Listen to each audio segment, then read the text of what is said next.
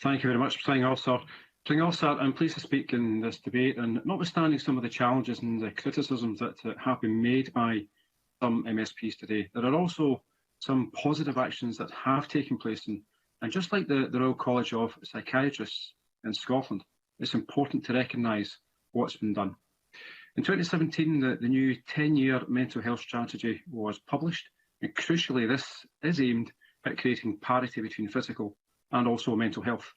And the Scottish Government have increased funding into mental health. And only yesterday, as we've heard, they announced another £120 million to go into the mental health budget line, in addition to what was announced by the Finance Secretary only a few weeks ago. Now, this £120 million for a mental health recovery and renewal fund will certainly take the Scottish mental health funding next year to £1.2 billion, and it can be hugely beneficial for every single constituency across Scotland. And no government has ever invested this amount of resource into mental health before.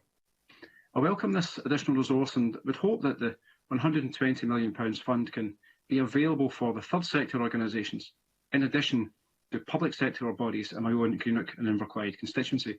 Safe Harbour and Mimosaic are just two organisations that the Minister has previously met and also has an appreciation for. Barnardo's and Sam H they also undertake important work helping my constituents. We appreciate that the third sector is very much considered in the mental health transition and recovery plan. The specialist work that Safe Harbour and Mimosaic undertake to help my constituents does have a hugely positive effect and helps people get their lives back, and I know that the work that they deliver is appreciated by many, many people.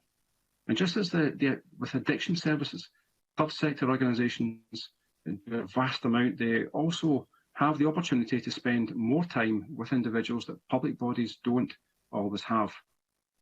The second point I want to highlight is that at the decision time on the 27th of November in 2019, the Scottish Government's amendment passed by 66 votes to 38, which replaced the words mental health crisis. Mental health and physical health must be treated parity of esteem. Further recognises that there is increased demand for mental health services as stigma has thankfully diminished. Now, the Parliament voted to make the changes needed to make mental health equal to physical health, and society has changed, and not only want change, but they quite rightly demand it. And I think it's important also to highlight that in the November 2019 publication of the annual report into the mental health strategy, two key aspects were highlighted. Firstly, progress towards the actions in the mental health strategy was happening. That was 19 out of 40 actions were either complete or soon to be complete.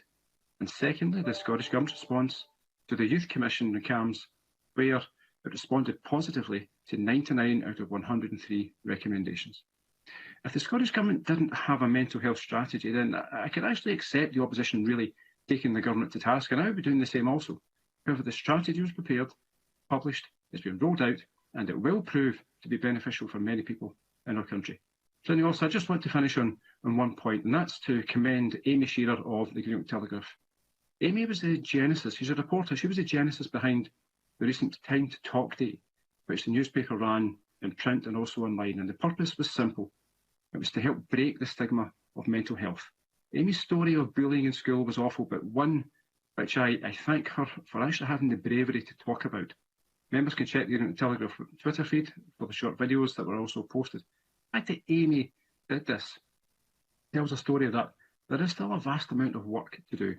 With societal change and political change, I believe that we can take leaps in helping deal with the mental health problems many people in our constituencies actually have. In dealing with the stigma still needs to be addressed, but that is happening bit by bit.